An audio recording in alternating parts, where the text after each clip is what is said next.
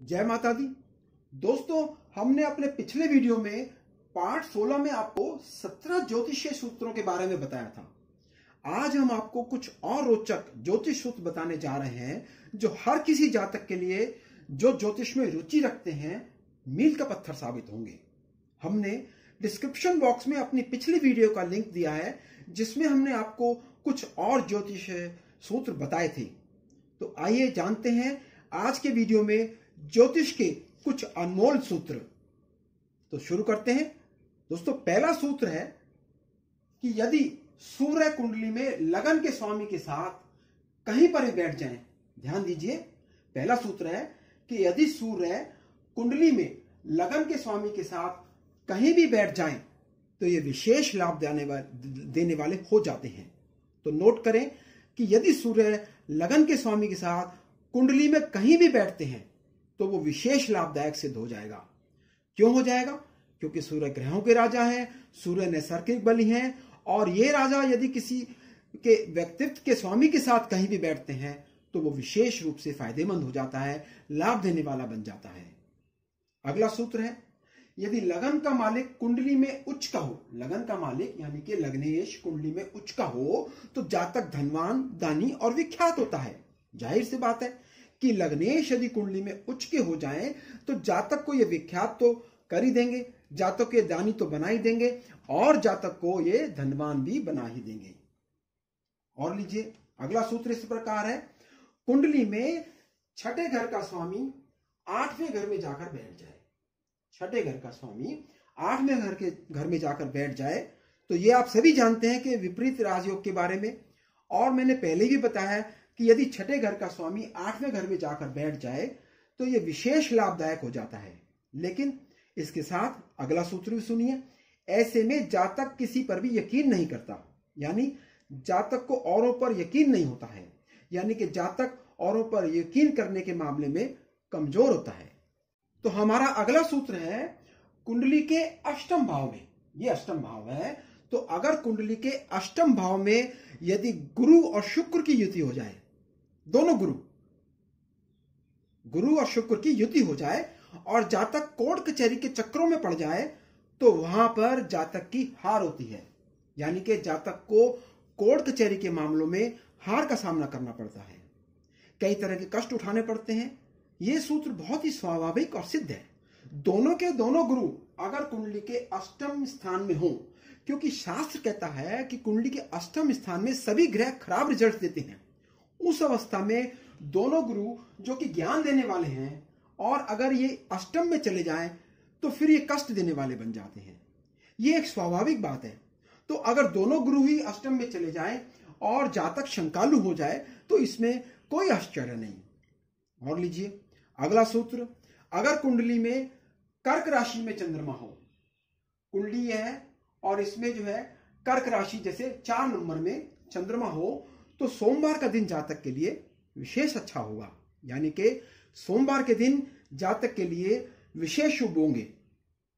और अगला सूत्र, कुंडली में 2 ग्रह दशम भाव में हो, ये दशम भाव है, अगर इसमें 2 ग्रह हो जाएं, इकट्ठे हो जाएं तो जातक मशहूर होता है, यानी कि कुंडली के दशम भाव में कोई भी 2 ग्रह बैठे हो तो जातक मशहूर हो जाता है।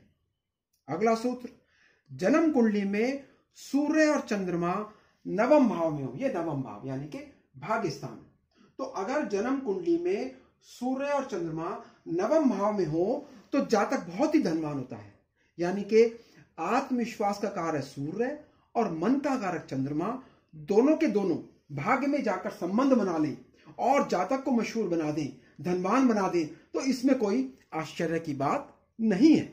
अगला सूत्र इस प्रकार है कि कुंडली के दूसरे भाव में सूर्य हो, ये कुंडली का दूसरा भाव है, कुंडली के दूसरे भाग में सूर्य हो और इस पर शनि की दृष्टि हो तो जातक को धन के मामले में परेशानी होती है, यानी कि कुंडली के दूसरे भाव में सूर्य हो और उस पर शनि की दृष्टि पड़ जाए।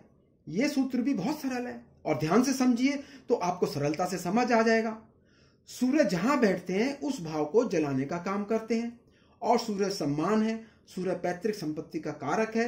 कुंडली का दूसरा भाव जो है वो पैतृक संपत्ति का है, उसमें यदि सूर्य अगर इसमें बैठे हों और शनि की दृष्टि इस पर पड़ जाए तो जातक को धन के मामले में परेशानी होना स्वाभाविक है, इसमें आश्चर्य नहीं हो सकता है।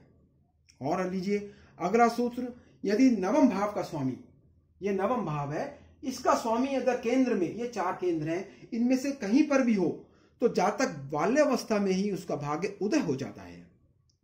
ये बहुत ही सरल है। केंद्र जो है वो विष्णु और त्रिकोण लक्ष्मी, यदि ये दोनों संबंध बना ले तो जातक बाल्यावस्था से ही भाग्यवान हो जाएगा।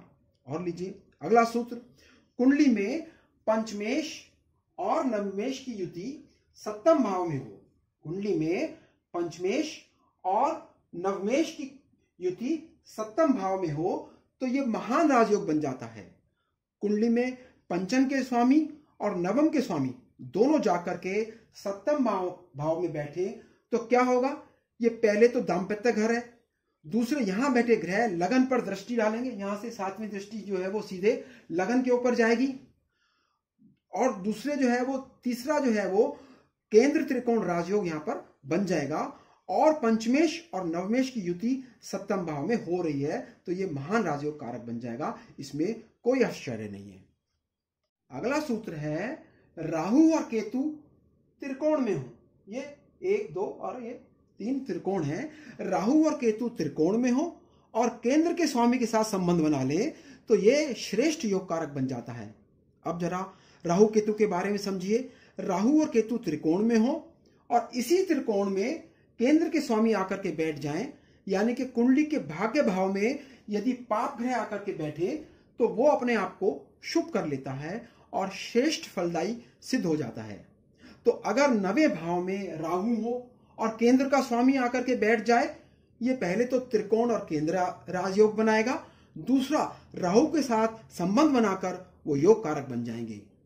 और लीजिए अगला सूत्र, अगर कुंडली में कहीं भी नीच के शनि बैठे हैं, कहीं भी कुंडली में किसी भी हाउस में अगर आपके शनि देवता नीच होकर बैठते हैं और साथ में वक्री हो जाते हैं तो वो बहुत ही श्रेष्ठ और अच्छा फल देने वाले हो जाते हैं। अगला सूत्र है, यदि कुंडली में लगन का मालिक सूर्य हो तो सूर्य लगन का मालिक कब होगा? जहां यहां पर सिंह राशि होगी, यानी कि 5 नंबर राशि हो। तो यदि कुंडली में लगन का मालिक सूर्य हो तो जातक क्रोधी हो, यानी कि यदि आपकी कुंडली सिंह लगन की है तो ये आपके लिए है कि जातक क्रोधी होगा, लेकिन बहुत ही नेक संभाव का होगा, उसका संभाव बहुत ही नेक होगा। तो दोस्तों अगला सूत्र है, सूर्य 9वें भाव में हो तो धन और संतान का सुख बहुत होता है। सरल है कि सूर्य भाग भाव में बैठकर कारक ग्रह होते हैं और 5वें से 5वां, ये 5वें से 5वां जो है भाग्य का भाव तो है ही, वो 5वें से 5वां यानी कि संतान भाव कुंडली का। और संतान कैसी हो? संतति का अगर देखा जाए तो ज्ञान कैसा होगा? संतान तो हो पर उसका सुख ना हो, धन तो हो पर उसको भोगने की स्थिति ना बनती हो। तो अगर ये स्थिति बने, सूर्य वहां पर बैठे, तो जातक धन का भी और संतान का भी संपूर्ण सुख भोगेगा। तो दोस्तों एक और महत्वपूर्ण कुंडली का सूत्र आप सुनिए कि यदि लगन का स्वामी दूसरे भाव में और दूसरे भाव का स्वामी 11वें भाव में और 11वें भाव का स्वामी लगन भाव में जाकर बैठता है तो ये महाधनवान योग बना देता है। और इसमें कोई शक नहीं है कि जातक का जीवन राजा के समान ही होता है, उसकी किस्मत राजा के समान होती है। सरल है, लगन का स्वामी जो है वो धन भाव में जाकर बैठा हो तो धन की वृद्धि करेगा, और धन का स्वामी वो अगर जो है धन का स्वामी अगर 11वें भाव में बैठा हो तो महाधनी होगा। और लाभ भाव का स्वामी जो है वो अगर फिर लगन में आ जाए, यहां आ जाए, तो जातक के जीवन काल में धन की कमी कभी भी नहीं होगी, यानी धन के मामले में जातक को कभी कोई कमी नहीं। अगला सूत्र है कि यदि कुंडली में चंद्रमा और मंगल की युति दूसरे या तीसरे भाव में हो, जन्म कुंडली में चंद्रमा और मंगल की युति दूसरे या तीसरे भाव में हो और राहु पंचम स्थान में हो, तो जातक को यह विशेष धनवान बनाने वाला होता है, सरकारी नौकरी दिलाने वाला होता है, या यूं कहें कि उच्च पदाधिकारी भी बना देता है। तो दोस्तों अगला सूत्र है कि यदि गोचर में शनि का पंचमस्थ होना, यानी कि शनि का पंचम स्थान में होना, यह गोचर की बात है, ध्यान दीजिए, ये गोचर की बात है, और जब भी गोचर की बात होगी तो चंद्र कुंडली की बात चलेगी। यानी कि आपकी राशि से शनि जब भी पंचमस्त होंगे तो ये 7.5 और ढैया से कहीं ज्यादा कष्ट देने वाला हो जाता है, और ये जातक को दर दर की ठोकर खाने को मजबूर कर देता है। शनि राशि से गोचर में जब भी पंचमस्त गोचर करते हैं तो निस्संदेह बहुत कष्ट दिलाने वाले होते हैं।